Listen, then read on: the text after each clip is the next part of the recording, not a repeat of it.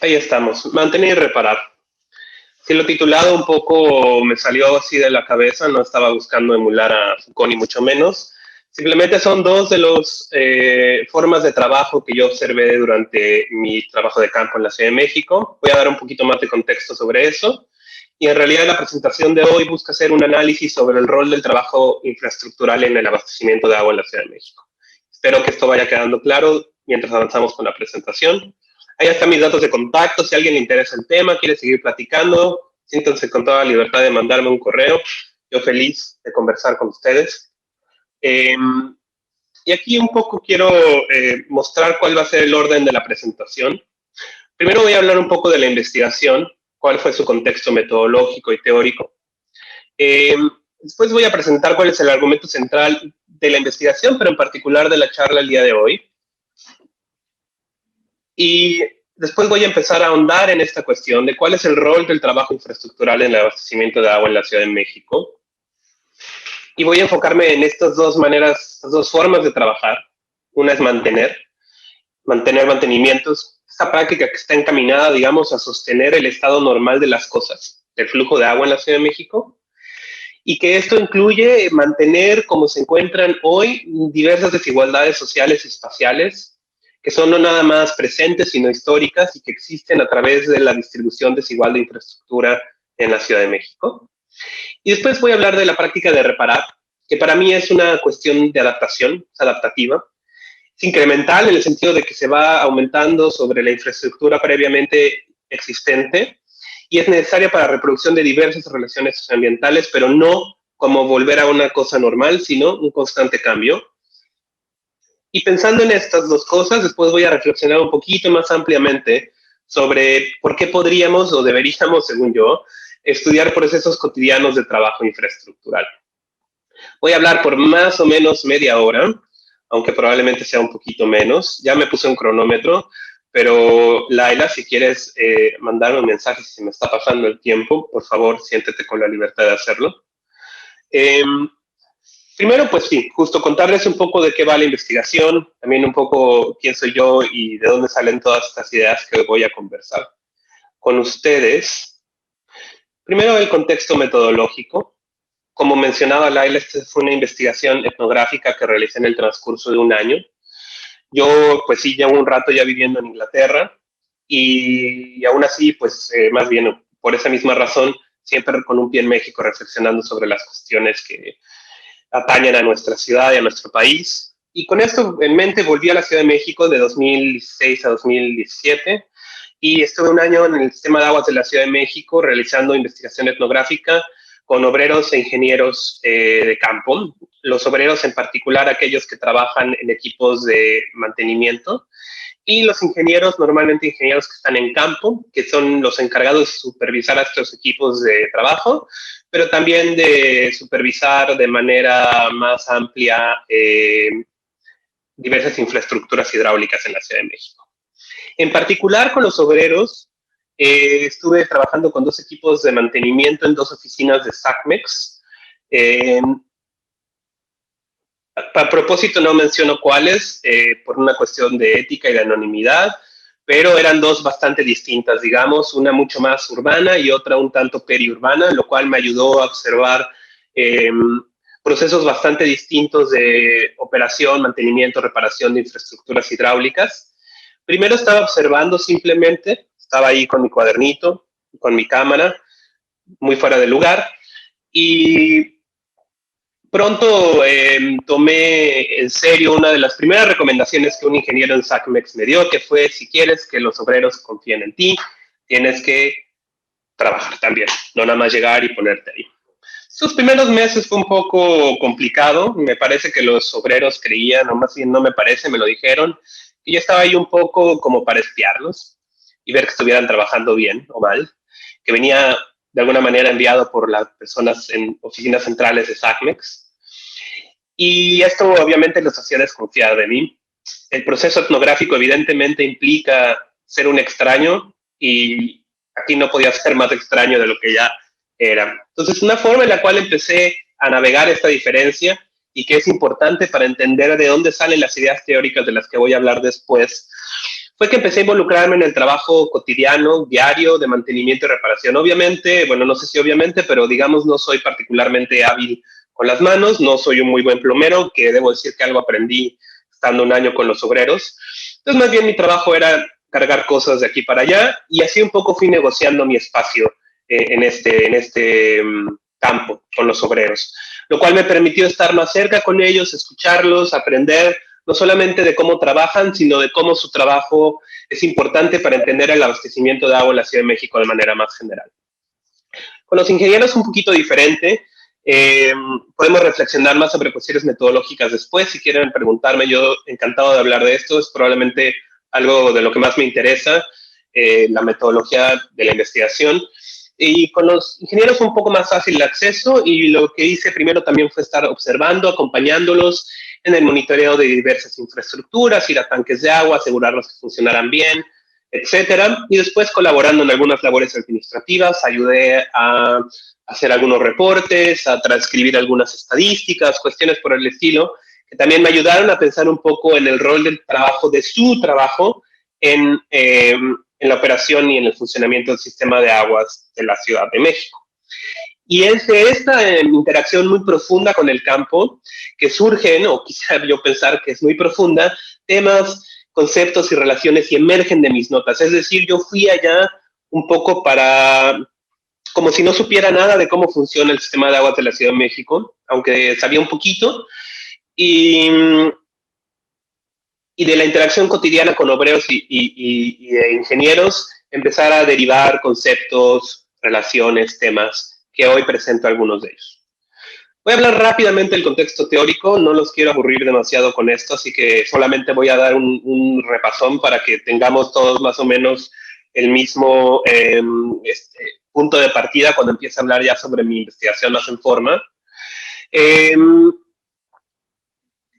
Estudios sobre el agua en México, como sabrán muchos de nuestros, de la audiencia virtual el día de hoy, muestran que, bueno, el agua tenía un rol central en la formación del Estado mexicano, su apropiación y uso ha tenido también un rol central en el desarrollo urbano, y la distribución desigual del agua es crucial para entender justamente desigualdades socioespaciales, pero también una serie de conflictos territoriales.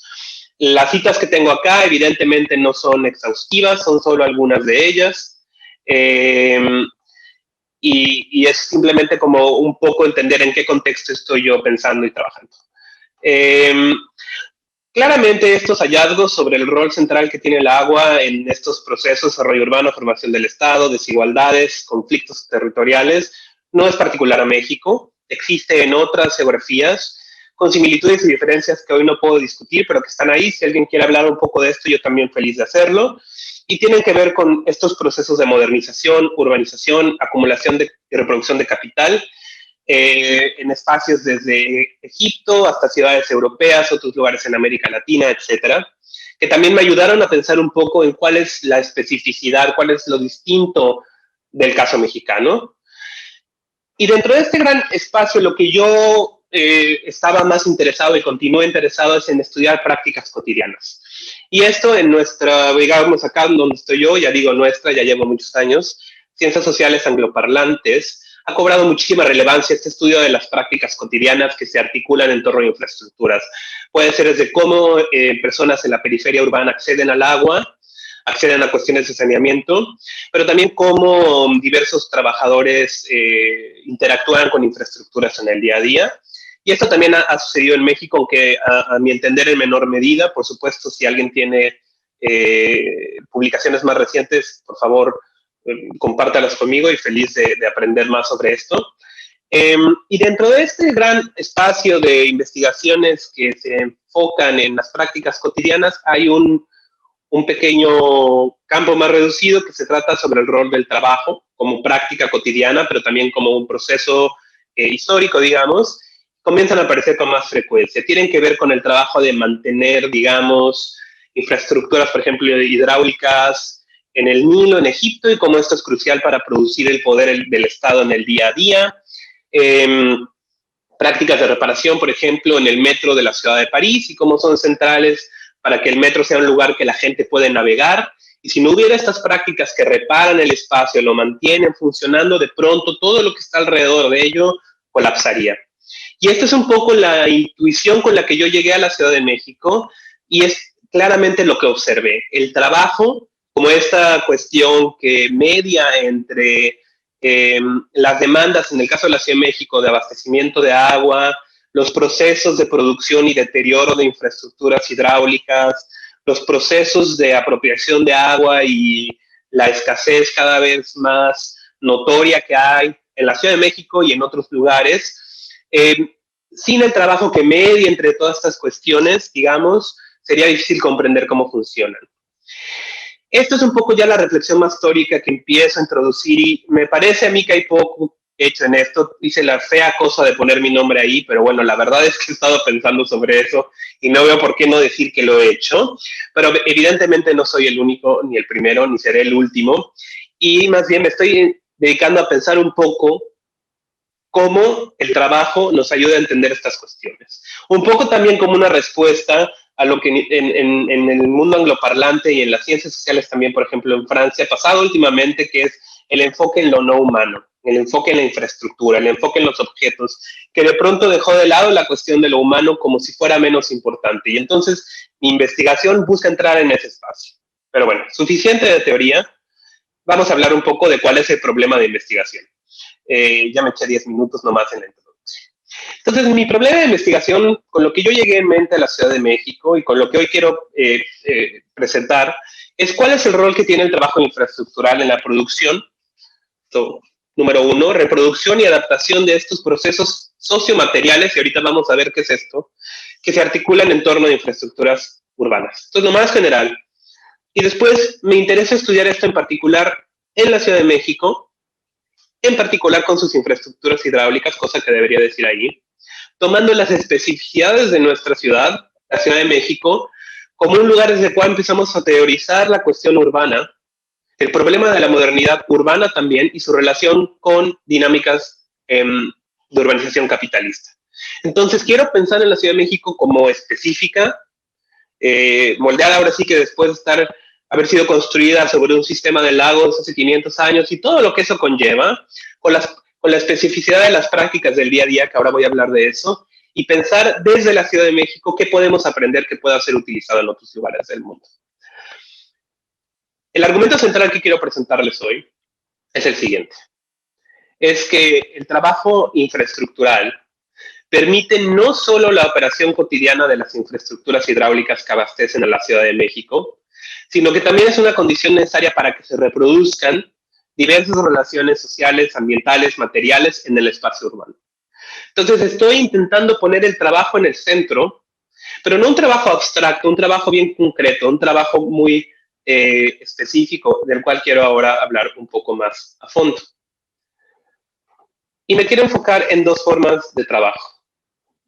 La primera, pero antes de eso, perdón, quiero hacer estas precisiones teóricas para que quede claro de qué tipos de trabajo estoy hablando. Voy a hablar de dos prácticas concretas, como dije en un principio. La primera es mantener y la segunda es reparar.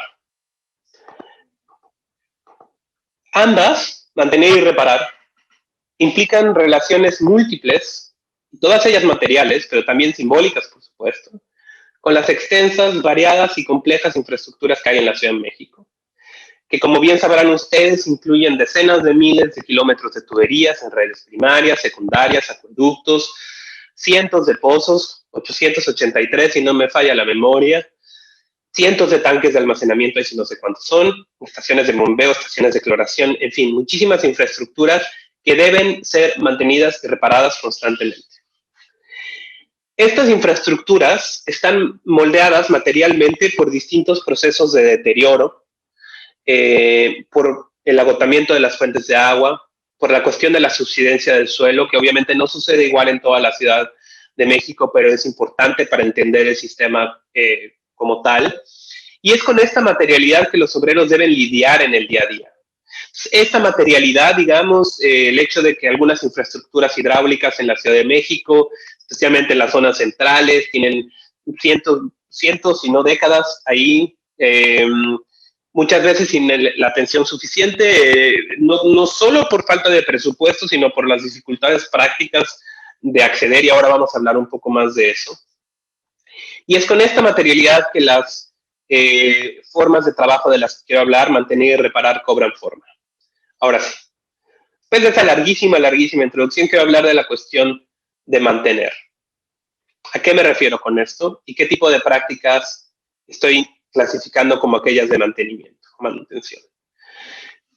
Mi hipótesis aquí es que lo que hace el mantenimiento es mantener la normalidad.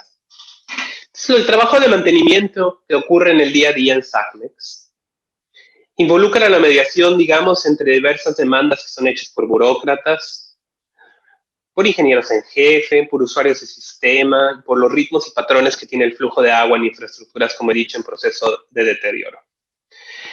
El objetivo de este trabajo es asegurarse que el agua fluya normalmente. Y esta normalidad no es uniforme, es muy desigual. Implica el abastecimiento permanente de agua a las zonas centrales de la Ciudad de México, e implica, por ejemplo, también el racionamiento y el tandeo que existe en la periferia urbana.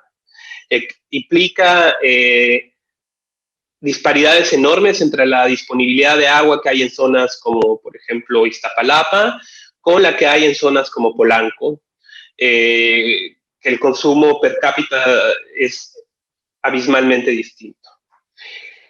Y importante, esta normalidad como un flujo y como una idea incluye ciertas relaciones de poder y diferencia que se producen a través de infraestructura del trabajo que las sostiene. Quiero dar un ejemplo para que no quede tan espacial la cuestión y no quede tan ambigua.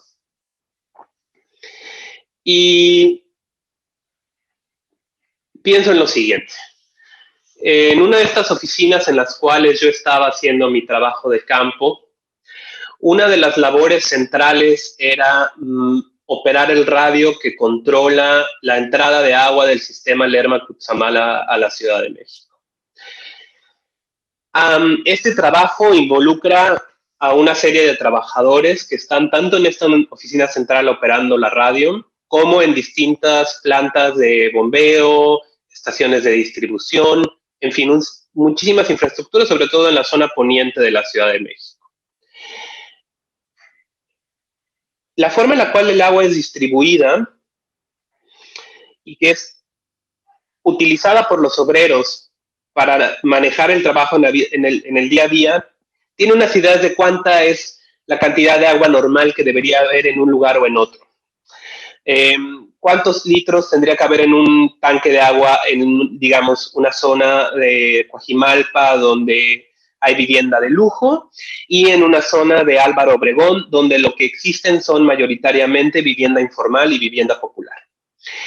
Estos códigos no son necesariamente explícitos, no es algo que los obreros utilicen en la manera en la cual lo operan en el día a día. Cuando yo andaba preguntando me decían, por supuesto, que hay distintas expectativas sobre cuánta agua debería de haber, que esas expectativas existen de alguna manera interiorizadas en la manera en la cual ellos trabajan en el día a día, pero también a veces son, si no impuestas, al menos sugeridas de manera muy clara por gente más arriba en el organigrama, pero también por los usuarios que tienen distintos puntos de contacto con el sistema de aguas. Entonces, la cuestión aquí es que mantener la normalidad implica que los flujos de agua que nosotros aceptamos como cotidianos, diarios, normales en nuestro propio espacio se sostengan. Y esto implica una serie de operaciones detrás de cámaras, digamos, en el día a día, de manipular válvulas, de manipular a la distancia diversas infraestructuras, utilizando estos medios de comunicación, permitiendo que fluya de la manera en la cual se imagina que debe de fluir.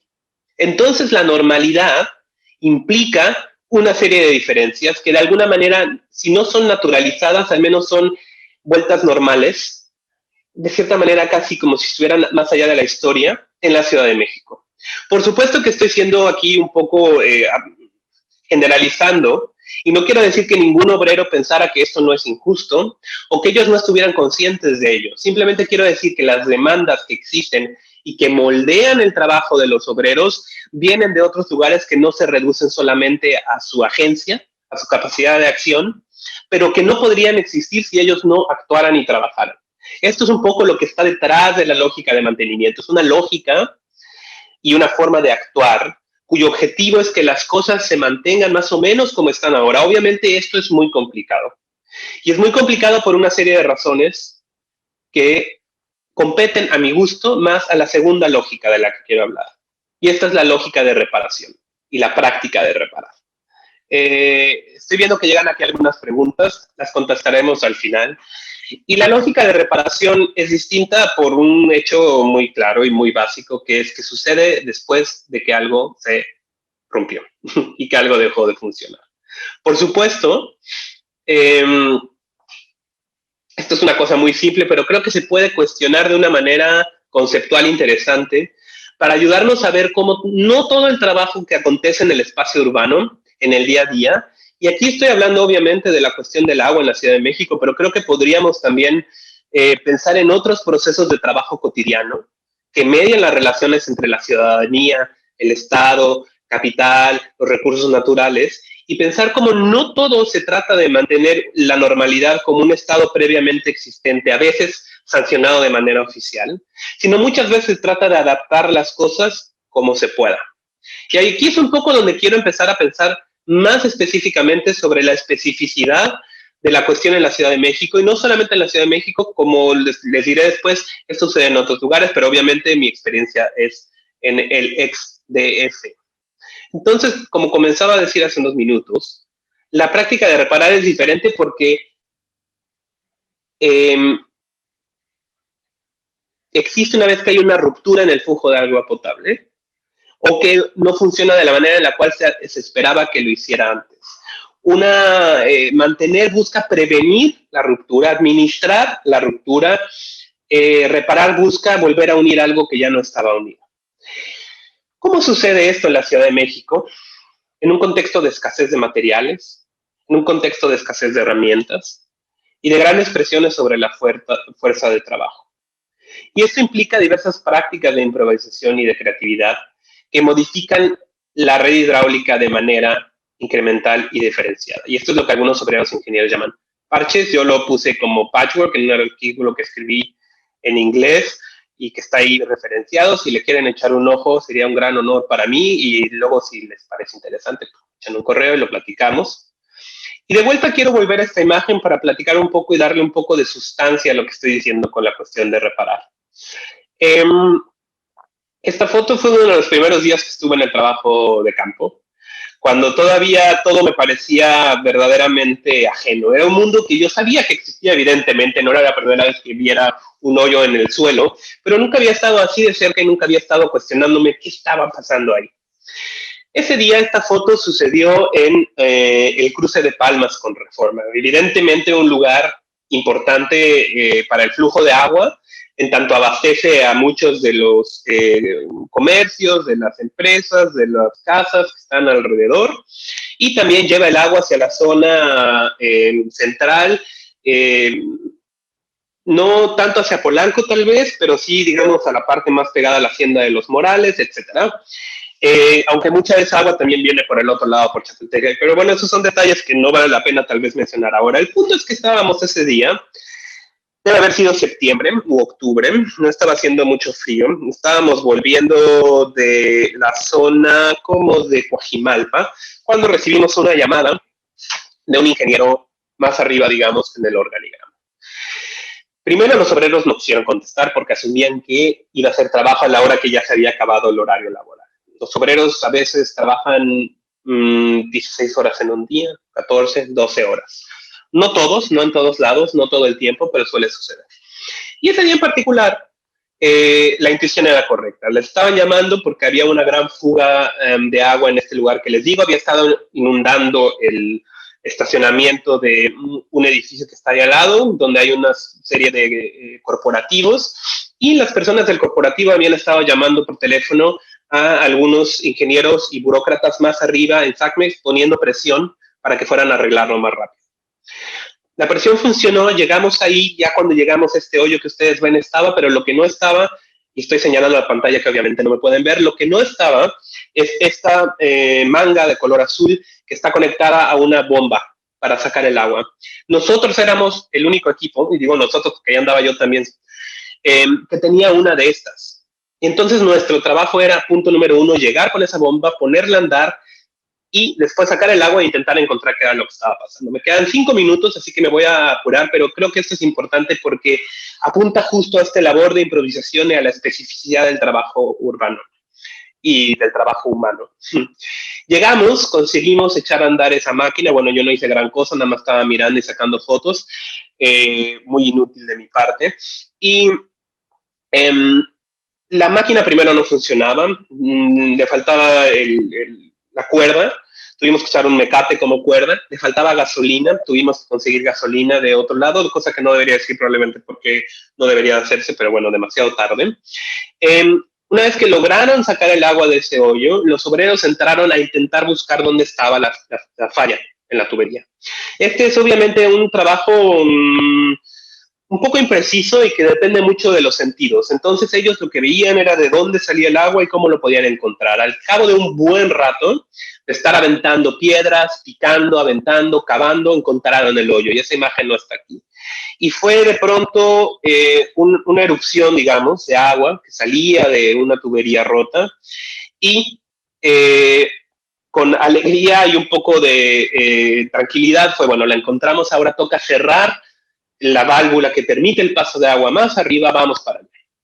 Fuimos hacia arriba, encontramos la válvula con facilidad, la cerraron un par de obreros que se metieron a una toma de agua y no cerraba del todo. Porque esas tuberías tienen ahí décadas, están oxidadas, no han sido cambiadas y eso implicó que el agua nunca dejó de salir del todo. Entonces, la reparación que ellos tenían en mente, la que era técnicamente adecuada, la que está en el manual de SACMEX, o en el manual de ingeniería, digamos, porque manual de SACMEX no me queda claro que haya uno, no se podía llevar a cabo.